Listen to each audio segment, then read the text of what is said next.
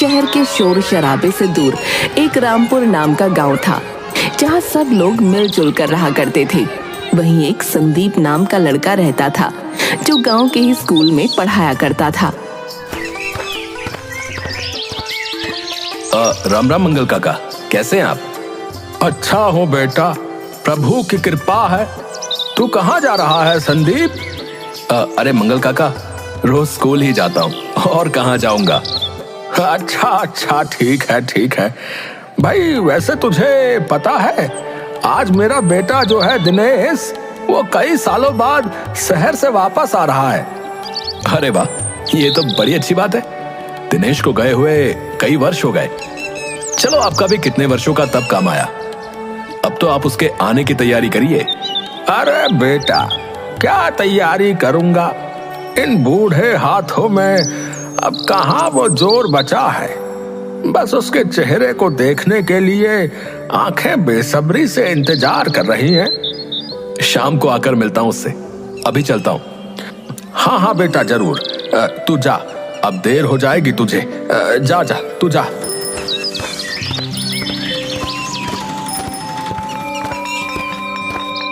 Sandeep school पहुंचता है तो वहां राजू नाम का एक लड़का उससे पूछता है, सर, मुझे एक सवाल पूछना है।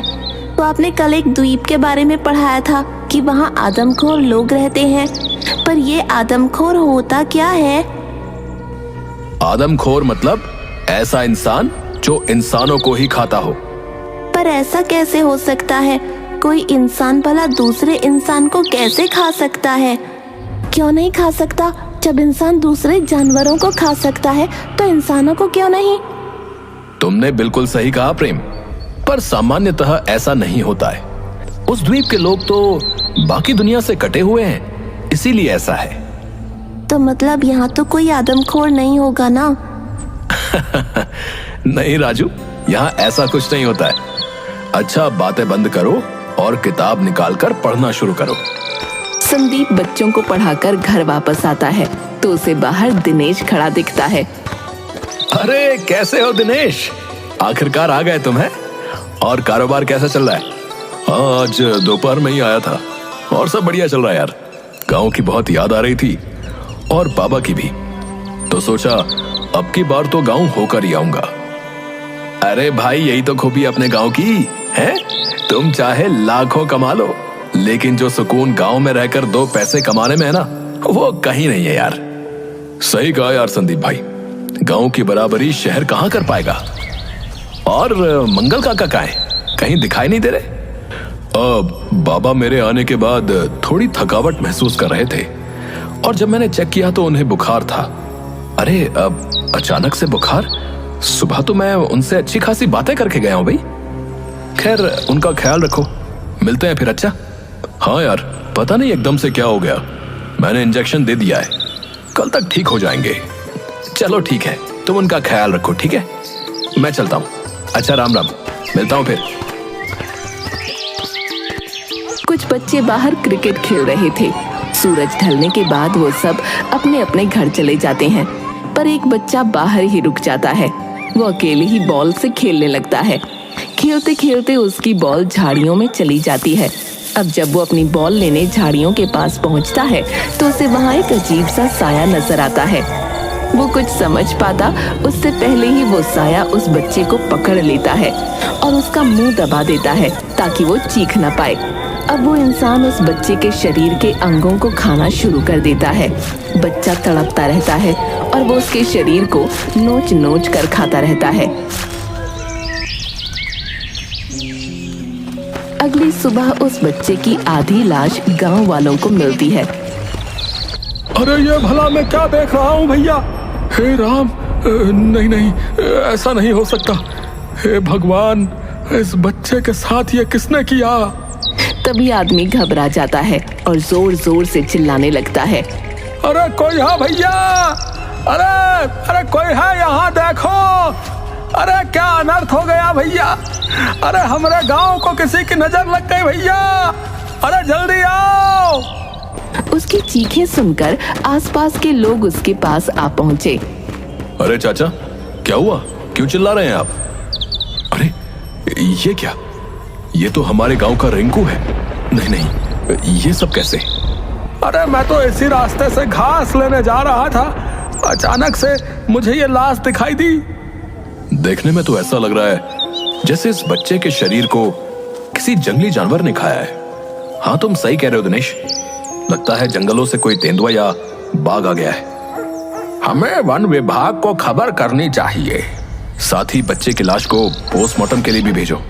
अब उस दिन जब संदीप स्कूल पहुंचता है, बच्चों, जैसा कि आप सबको पता है, गांव में आज एक हादसा हुआ है, इसीलिए सब बच्चों को होशियार रहना है, समझ गए? और कुछ दिनों के लिए बाहर खेलना बंद कर दो, स्कूल से सीधा घर चले जाना, समझ गए? तभी बच्चे एक बड़ी अजीब बात कहते हैं। सर, कहीं रिंकू को किसी आदमखोर इंसान ने तो नहीं खाया है? अरे राजू, मैंने तुम्हें बताया था ना कि यहाँ आदमखोर इंसान नहीं होते हैं, उसे किसी जानवर नहीं मारा होगा और घबराने की जरूरत नहीं है। वन विभाग और पुलिस तफ्तीश कर रही है, जल्दी ही पता चल जाएगा कि इसके पीछे कौन है, ठीक है? सर, आदमखोर इंसान इसके दिमाग में बैठ गया है। हाँ, सही कह रहे हो। सब बच्चे हंसने लगते हैं और फिर राजू कुछ नहीं बोल पाता। उस रात जब राजू अपने पिता के खेत से वापस जा रहा होता है तो उसको भी झाड़ियों में कुछ आहट सी महसूस होती है। वो वहां से भागने की कोशिश करता है, लेकिन वो इंसान उसे भी दबोच लेता है और खा जाता है। इस बार तो वो उसका मुंह भी बंद नहीं करता और पूरे गांव में उसकी चीखें गूंजती हैं। पर गांव वालों को मिलती है तो सिर्फ उसकी आधी लाश। हाय मेरा बच्चा, राजू, राजू उठ मेरे लाल, ये क्या हो गया? अब मैं कैसे जीऊंगा? कोई तो मेरे राजू को उठाओ, ये कुछ बोलता क्यों नहीं? राजू, राजू! हे भगवान, ये क्या हो रहा है? मुझसे ये सब अब देखा नहीं जा रहा है। कौन है इतना बेरहम? वन विभाग की टीम तो किसी जानवर पर ही संदेह कर रही थी, अब देखते हैं क्या कहते हैं वो। अगले दिन वन विभाग की टीम आती है और पूरे एरिया में खोज करती है, लेकिन उन्हें वहां किसी भी जानवर का कोई निशान नहीं मिलता। ऐसा कैसे हो सकता है? ये कैसा जानवर है जिसने कोई निशान ही नहीं छोड़ा? तभी पता चलता है कि उस बच्चे की पोस्टमार्टम रिपोर्ट आ गई है। रिपोर्ट जानकर गांव में हड़कंप मच जाता है, क्योंकि उस रिपोर्ट में लिखा था कि इस बच्चे को किसी जानवर ने नहीं बल्कि इंसान ने खाया है। मतलब राजू की बात सच थी? मैंने ही उस पर ध्यान नहीं दिया। ये सचमुच किसी आदमखोर इंसान का काम है। पर ऐसा कैसे हो सकता है? कोई इंसान आदमखोर कैसे बन सकता है? देखिए जी, राजू की बॉडी पर भी वैसे निशान थे। इसका मतलब उसे भी उसी आदमखोर इंसान ने मारा है। अब हमें इस गांव के और आसपास के सभी गांवों के लोगों के फिंगरप्रिंट लेने पड़ेंगे ताकि उस आदमखोर का पता चल सके भाई। पर वो आदमखोर आदमी हम लोगों के बीच थोड़ी ना रहता होगा, वो तो जंगलों में रहता होगा। अजी कोई भरोसा नहीं है, कुछ भी हो सकता है। पूरे गांव में अलर्ट कर दिया जाता है, स्कूल बंद हो जाते हैं और रात में बाहर ना निकलने की सलाह दी जाती है। उसी शाम संदीप मंगल काका के घर जाता है। कैसे हो मंगल काका? अरे संदीप, तुम यहाँ क्या कर रहे हो? मंगल काका का हालचाल लेने आया हूँ। तुम कहाँ जाने की तैयारी कर रहे हो? मैं वापस शहर जा रहा हूँ, बस 2 दिन के लिए आया था। हाँ तो सुबह जाना, अभी खतरा है यार। और मंगल काका, आप कैसे हैं? क्या हुआ? आप कुछ बोल क्यों नहीं रहे? अरे आप रो क्यों रहे हैं? क्या हुआ है? अरे काका, दिनेश दोबारा आ जाएगा, ऐसे दिल छोटा नहीं करते, चुप हो जाइए।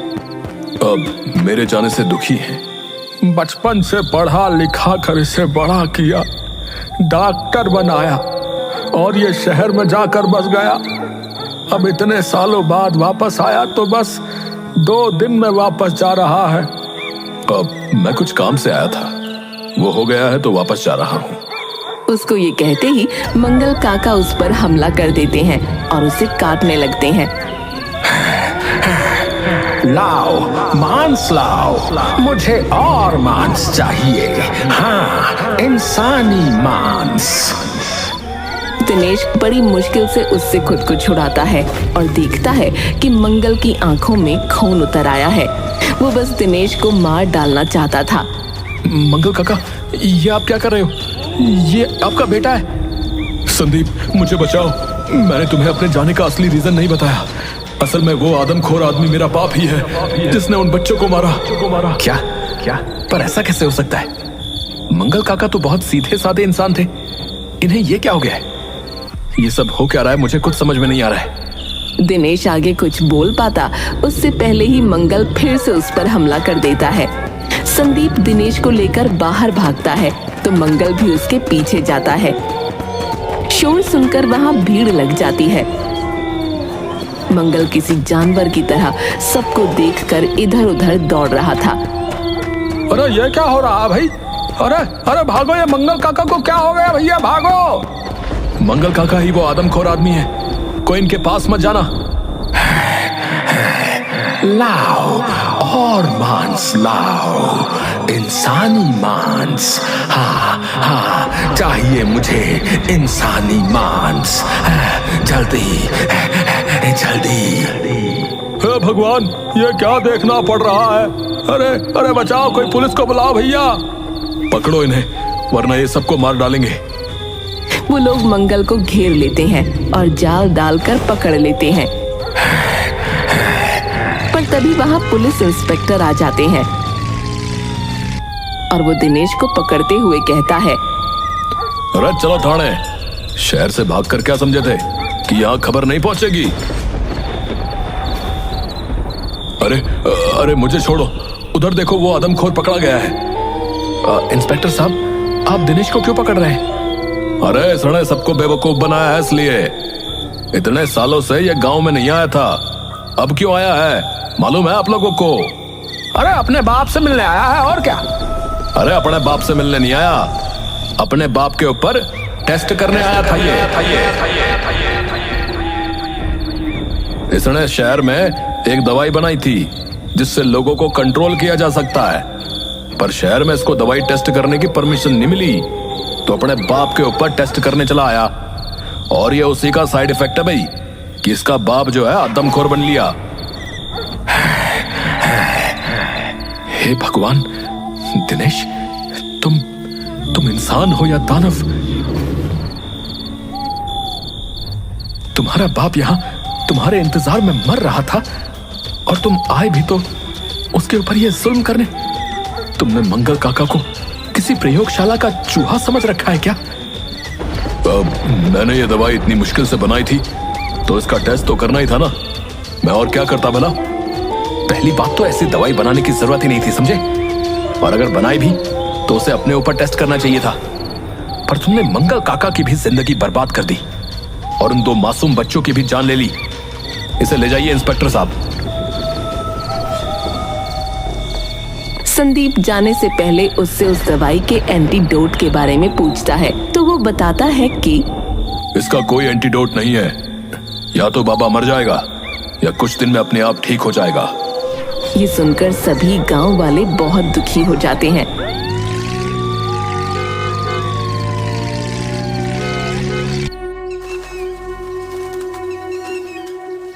और आखिर 1 हफ्ते बाद मंगल की मृत्यु हो जाती है।